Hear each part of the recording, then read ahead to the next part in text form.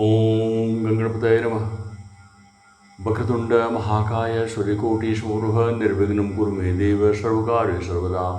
गुरुर्ब्रह्मा गुरुर्विष्णु गुरुदेव महेश्वर गुरु साक्षात् परब्रह्म तस्मै श्री गुरुवे नमः। श्री शिव महापुराण विद्येश्वर संहिता अथ एकोदशोऽध्याय।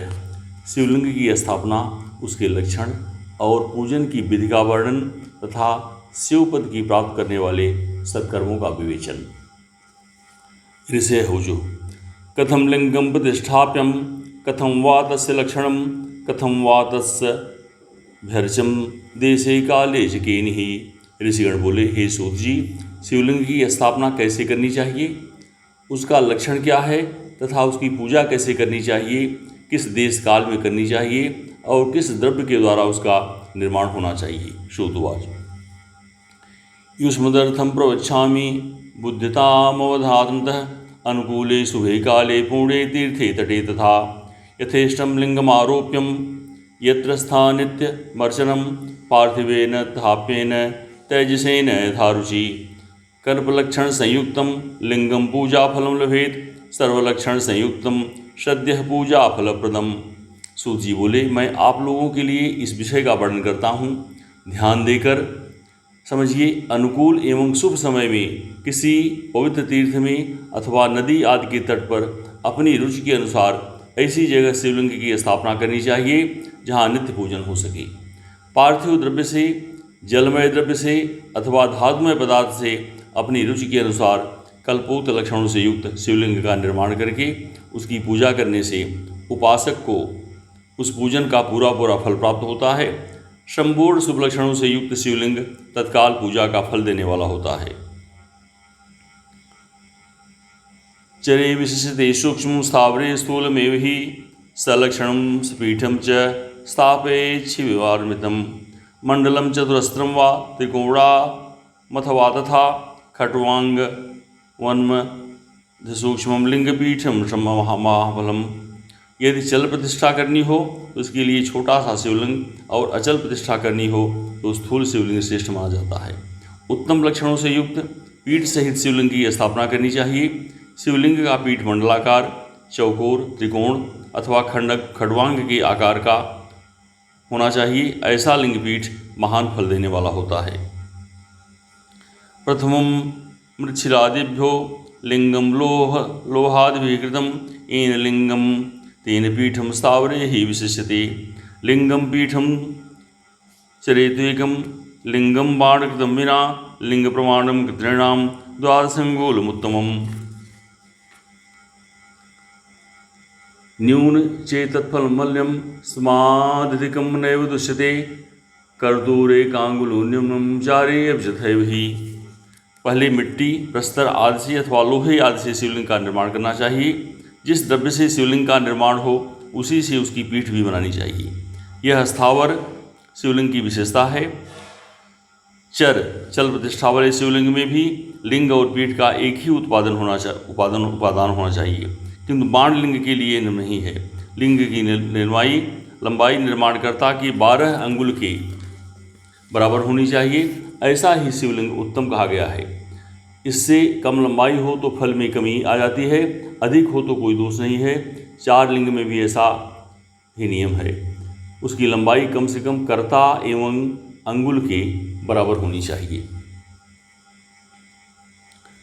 आदौ विमानं शिल्पेन कार्यं देवगणैर्युतं तत्गर्भगृहे रम्ये दृढे दर्पणसन्निभे भूस्ते नवरत्नस्य दिग्द्वारे च प्रधानके नीलं रक्तं च वैडूर्यं श्यामं मार्गतं तथा मुक्ता प्रवाल गोमेद दवज्राणी नवरत्नकं मध्ये लिंगं महद्रव्यं निक्षिप्ते स वैदिके सम्पूज्यं लिंगं सद्यादे पंचस्थाने यथाक्रमम् अग्रौ च हुत्वा बौधा हविषा सकुलं च माम् अर्भर्चं गुरुमार्चर्मर्थे काम्यस्य बान्धवं दद्यादैर्ष मार्थिभ्यो जड़मप्यजड़म तथा। पहले शिल्पशास्त्र के अनुसार एक विमान या देवालय बनाए जो देवगणों की मूर्तियों से अलंकृत हो। उसका गर्भ भी बहुत ही सुंदर, सुदृढ़ और दर्पण के समान स्वच्छ हो। उसे 9 प्रकार के रत्नों से विभूषित किया जाए। इसमें पूर्व और पश्चिम दिशा में मुख्य द्वार हों। जहाँ शिवलिंग की स्थापना करनी हो उस स्थान के गर्त में नीलम, लाल रत्न, वैदूर्य, श्याम रत्न, मरकत, मोती, मूंगा, गोमेद और हीरा, इन नवरत्नों को तथा अन्य महत्वपूर्ण द्रव्यों को वैदिक मंत्रों के साथ छोड़िए। सद्योजात आज 5 वैदिक मंत्रों द्वारा शिवलिंग 5 स्थानों में क्रमशः पूजन करके अग्नि में हवस्य अनेक आहुतियाँ दे और परिवार सहित मेरी पूजा करके गुरु स्वरूप आचार्य को धन तथा भाई बंधुओं को अभिलषित वस्तुओं से संतुष्ट करे। याचकों को जड़ सुवर्ण, गृह एवं भू संपत्ति तथा चेतन गौ आदि वैभव प्रदान करे। स्थावरं जगमं जीवं सर्वं संतोष यत्नतः सुवर्णपूर्ते शुभ्रे नवरत्नैः पूरिते सद्यादि ब्रह्मचोच्चार्य ध्यात्वा देवं परम शुभम् उदीर्य च महामन्त्रमोङ्कारनादघोषितं लिंगम तत्र प्रतिष्ठाप्यं लिंगम पीठेन योजयेत् लिंगम सपीठं निक्षिप्य नित्यलेपेन बंधयेत्। स्थावरण जंगम सभी जीवों को यत्नपूर्वक संतुष्ट करके एक गड्ढे में सुवर्ण तथा 9 प्रकार के रत्न भरकर सद्योजाताद वैदिक कर्मों का उच्चारण करके परम कल्याणकारी महादेव जी का ध्यान करें। तत्पश्चात नादघोष से युक्त महामंत्र ओंकार का उच्चारण करके उस गड्ढे में शिवलिंग की स्थापना करके उसे पीठ से संयुक्त करें। इस प्रकार पीठ युक्त लिंग की स्थापना करके उसे नित्य लेप दीर्घकाल तक टिके रहने वाले मसाले से जोड़कर स्थित करें। एवं वेरम च संस्थाप्यम तत्रैव परमं शुभम पंचाक्षरेण वेरम तो उत्सवार्थ बहिस्तथा। इसी प्रकार वहाँ पंचाक्षर मंत्र से परम सुंदर बेर मूर्ति की भी स्थापना करनी चाहिए। सारांश यह कि भूमि संस्कार आदि की सारी विधि जैसी लिंग प्रतिष्ठा के लिए कही गई है वैसे ही मूर्ति प्रतिष्ठा के लिए भी समझनी चाहिए। अंतर इतना ही है कि लिंग प्रतिष्ठा के लिए प्रणव मंत्र उच्चारण का विधान है, परंतु बेर की प्रतिष्ठा पंचाक्षर मंत्र से करनी चाहिए। जहाँ लिंग की प्रतिष्ठा हुई है वहाँ भी उत्सव के लिए और बाहरी सवारी निकलने आदि के निमित्त मूर्ति को रखना आवश्यक है। वेरम गुरुभ्यो गृहात् सा दुभिः पूजितं तुवा एवं लिंगम च वेरे तथा वेरे च पूजा शिवपदा प्रदा।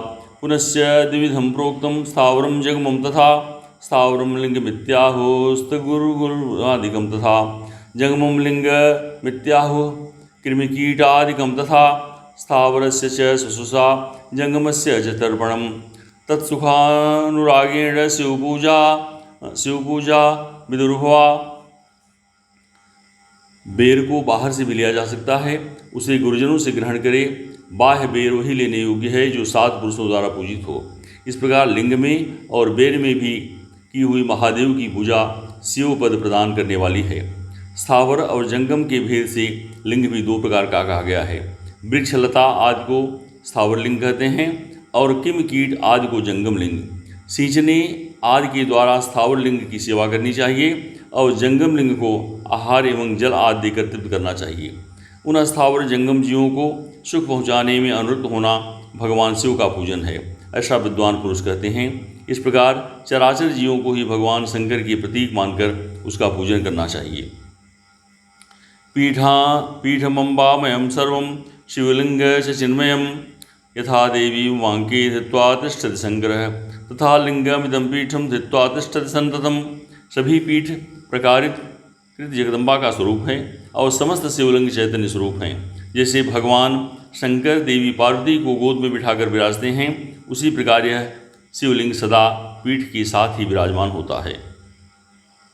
एवं स्थाप्य महालिंगम पूजयेदुपचारके नित्य पूजा यथाशक्ति ध्वजाधिकरणं तथा इति संस्थाप्य लिंगम साक्षात् शिव पदप्रदम अथवा आचार्यलिंगम तो खोटशैरुपचारके पूजेयच्च यथा न्यायं क्रमच्छिव पदप्रदम आवाहनं च चासनं अर्घ्यं पाद्यं तथैव च।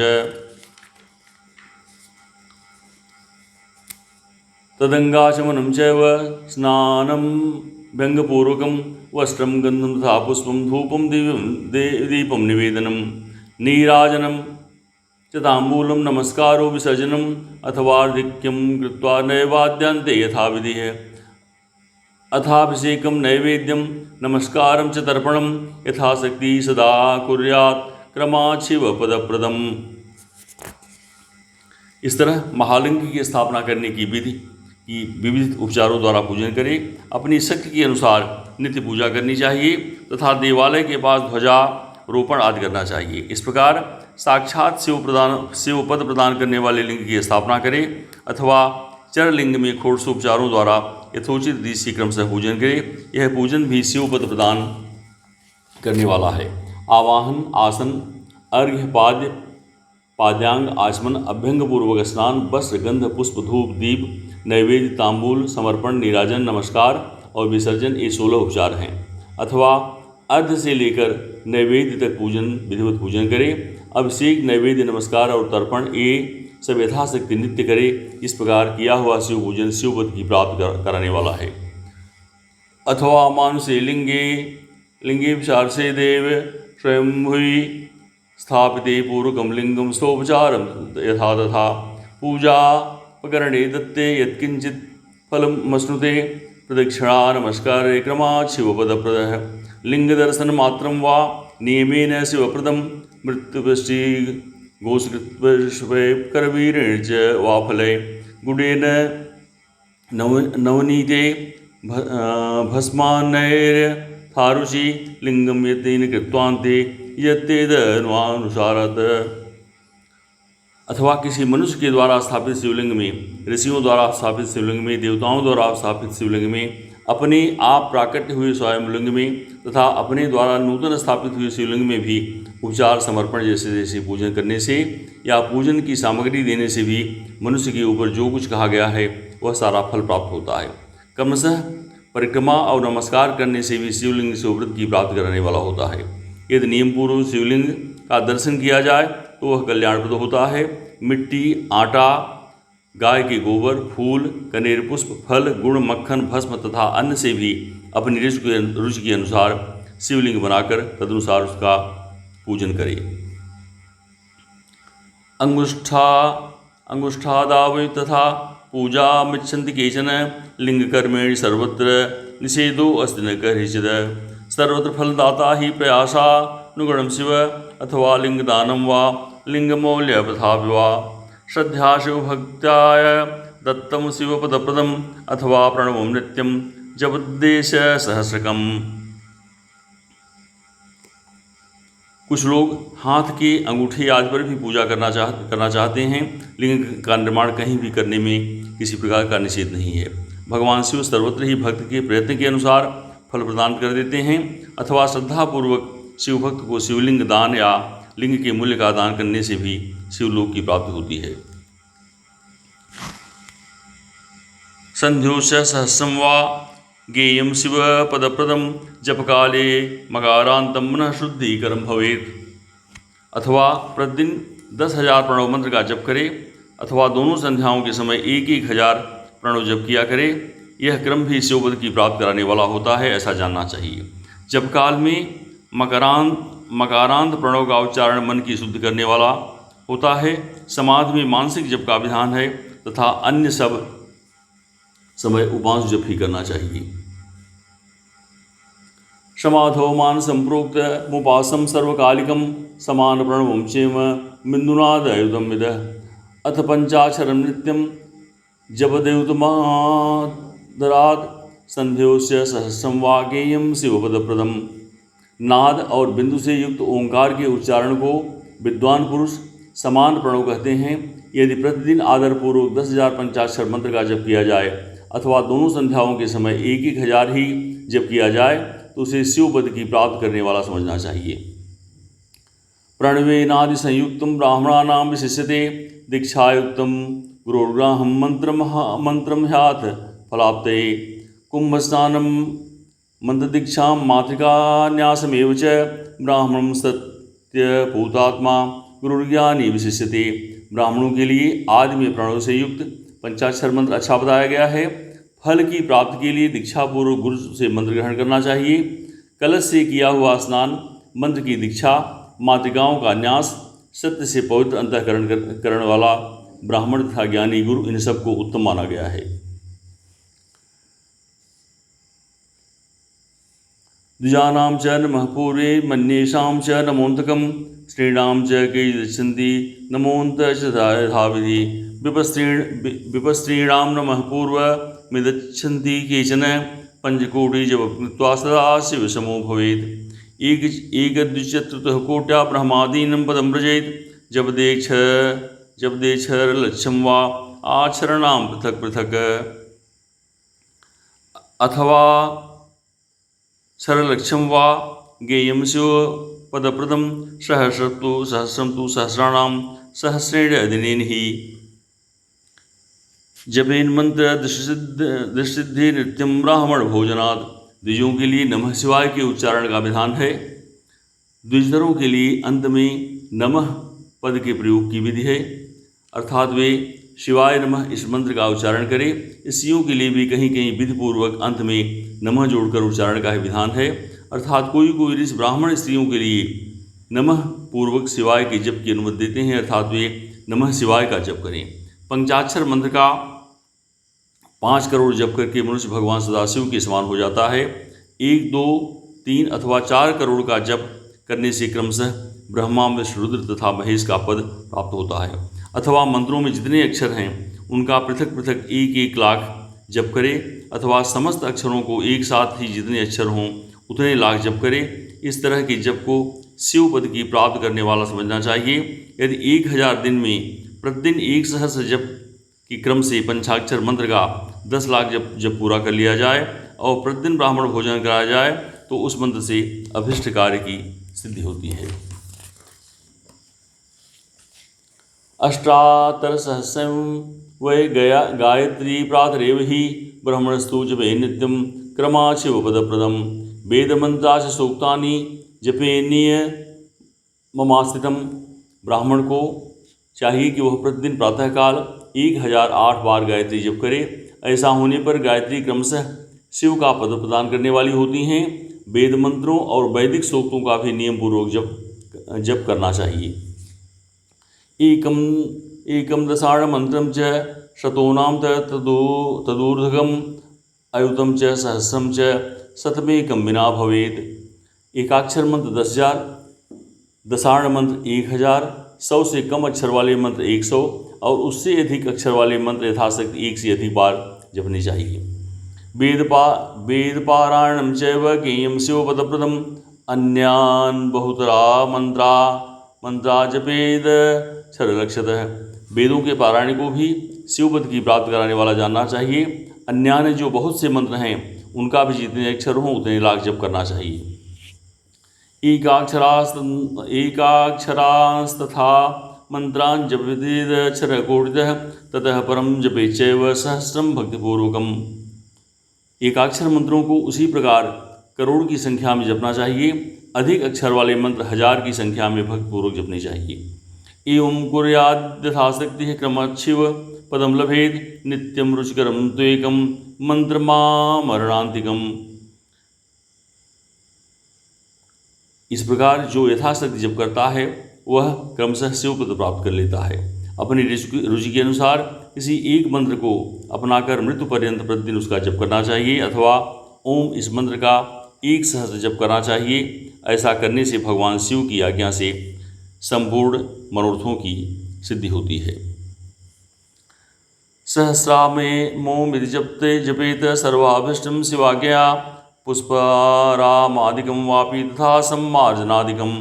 जो भगवान शिव के लिए फुलवाड़ी या बगीचे लगाता है तथा शिव की सेवा कार्य के लिए मंदिर में झाड़ू बहारने आदि की व्यवस्था करता है, वह इस कर्म को करके शिवपद प्राप्त कर लेता है। शिवाय शिव कार्यार्थे कृत्वा शिवपदम लभेत शिव क्षेत्रे तथा वासम नित्यम कुर्याच भक्तितः। जडानां च सर्वेषां भुक्तिमुक्तिप्रदं तस्माद्वासं शिवक्षेत्रे कुर्यादामरणं बुधः। भगवान शिव के काशी क्षेत्र है, उनमें भक्तिपूर्वक नित्य निवास करे। वे जड़ चेतन सभी को भोग और मोक्ष देने वाले हैं। अतः विद्वान पुरुष को भगवान शिव के क्षेत्रों में मृत्यु पर्यंत निवास करना चाहिए। लिंगाद्वस्तशतं पुण्यम क्षेत्रे मानुषके विधो सहस्रवारितमात्रं तु पुण्यम क्षेत्रे तथार्षके। मनुष्य द्वारा स्थापित शिवलिंगों में से 4 और 100 हाथ तक पुण्य क्षेत्र कहा गया है, तथा ऋषियों द्वारा स्थापित शिवलिंग के चारों ओर 1000 हाथ तक पुण्य क्षेत्र होता है। देवलिंग तथा गेयम सहस्रात्मानतः धनुष प्रमाण सहस्रम पुण्यम क्षेत्रे स्वयंभुवी। इस प्रकार देवताओं द्वारा स्थापित शिवलिंग के चारों ओर भी 1000 हाथ तक पुण्य क्षेत्र समझना चाहिए। स्वयंभुलिंग के चारों ओर तो 1000 धनुष 4000 हाथ तक पुण्य क्षेत्र होता है।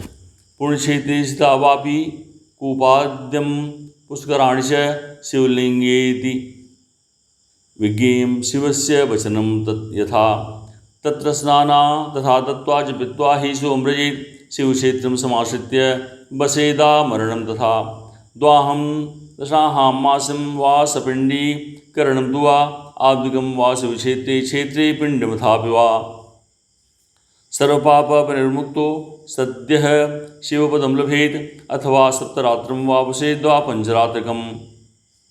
पुण्य क्षेत्र में स्थित बावड़ी, कुआं और पोखरे आदि को शिव गंगा समझना चाहिए। भगवान शिव का ऐसा ही वचन है, वहाँ स्नान, दान और जप करके मनुष्य भगवान शिव को प्राप्त कर लेता है। अतः मृत्यु पर्यंत शिव के क्षेत्र का आश्रय लेकर रहना चाहिए। जो शिव के क्षेत्र में अपनी किसी मृत संबंधी का दाह दशा, मासिक श्राद्ध, सपिंडीकरण अथवा वार्षिक श्राद्ध करते हैं अथवा कभी भी शिव के क्षेत्र में अपने पितरों का पिंड देता है, वह तत्काल सब पापों से मुक्त हो जाता है और अंत में शिव पद प्राप्त होता है। अथवा शिव के क्षेत्र में 7, 5, 3 या एक ही रात निवास कर ले, ऐसा करने से भी क्रमशः शिव पद की प्राप्ति होती है। तिरात्र मेघरात्रम वा क्रमाक्षी वह पदम लभेद स्वर्गानुगुणम लोके स्वाचारा प्रपदेन रह वर्णोद्धारण्य भक्त्या च तत्फलता से नरः सर्वकृतं कामनया सद्यः फलमाप्नुयात्। लोक में अपने अपने वर्ण के अनुरूप सदाचार का पालन करने से भी मनुष्य शिवपद को प्राप्त कर लेता है। वर्णानुकूल आचरण तथा भक्तिभाव से वह अपने सत्कर्म का अतिशय फल प्राप्त करता है। कामना पूर्वक किए हुए अपने कर्म की अभिष्ट फल को शीघ्र ही पा लेता है। निष्काम भाव से किया हुआ सारा कर्म साक्षात शिवपद की प्राप्त करने वाला होता है।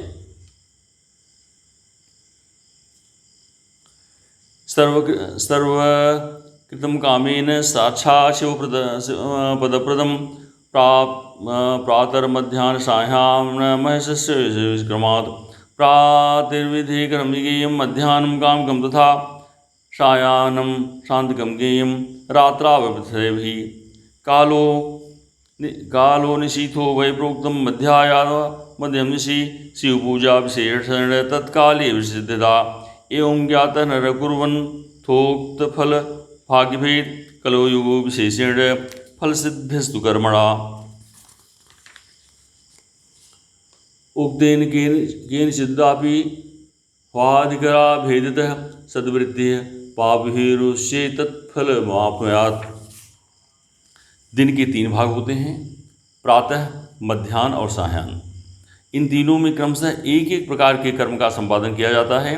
प्रातःकाल को शास्त्र विहित नित्य कर्म के अनुष्ठान का समय जानना चाहिए। मध्याह्न काल सकाम कर्म के लिए उपयोगी है तथा सायंकाल शांति कर्म के लिए उपयुक्त है, ऐसा जानना चाहिए। इस प्रकार रात्रि में भी समय का विभाजन किया गया है। रात्रि के 4 प्रहरों में जो 2 प्रहर हैं उन्हें निश्चित काल कहा गया है। विशेषतः उस काल में की हुई भगवान शिव की पूजा अभिष्ट फल देने वाली होती है। ऐसा जानकर कर्म करने वाला मनुष्य यथोक्त फल का भागी होता है। विशेषतः कलयुग में कर्म से ही फल की सिद्धि होती है। अपने अपने अधिकार के अनुसार ऊपर कहे गए किसी भी कर्म के द्वारा शिव आराधना करने वाला पुरुष यदि सदाचारी है और पाप से डरता है तो वह उन कर्मों को पूरा फल अवश्य प्राप्त कर लेता है। ऋषि है जो अथ क्षेत्राणि पुण्यानि समासत् कथयस्वनः सर्व श्रेयस्य पुरुषा यान्याश्रित्वपदं लभेत्। शोधयोगी वरश्रेष्ठ शिवक्षेत्रा मास तथा। ऋषिगण बोले, हे सूत जी, अब आप हमें पुण्य क्षेत्र बताइए जिनका आश्रय लेकर सभी स्त्री पुरुष शिव पद प्राप्त कर लें। हे सूत जी, हे योगियों में श्रेष्ठ शिव क्षेत्रों तथा सहभागों में शिव विषयक शास्त्रों का भी वर्णन कीजिए। सूतवाच शृणु श्रद्धा सर्वक्षेत्राणि च तदागमान् सूत जी बोले, हे ऋषियों, सभी क्षेत्रों और आगमों का वर्णन श्रद्धापूर्वक सुनिए। चंद्रशेखर चंद्रशेखर चंद्रशेखर पाहि माम, चंद्रशेखर चंद्रशेखर चंद्रशेखर रक्ष मामि। इति श्री शिव महापुराणे प्रथमायां विद्वेश्वर संहितायां शिवलिंग पूजादिवर्णनम नाम एकादशोऽध्यायः। इस प्रकार शिव महापुराण के अंतर्गत प्रथम विद्वेश्वर संहिता में शिवलिंग की पूजा आदि का वर्णन नामक 11वां अध्याय पूर्ण हुआ। हर हर महादेव। इसमें वाचन में हुई त्रुटियों को क्षमा करें। हर हर महादेव।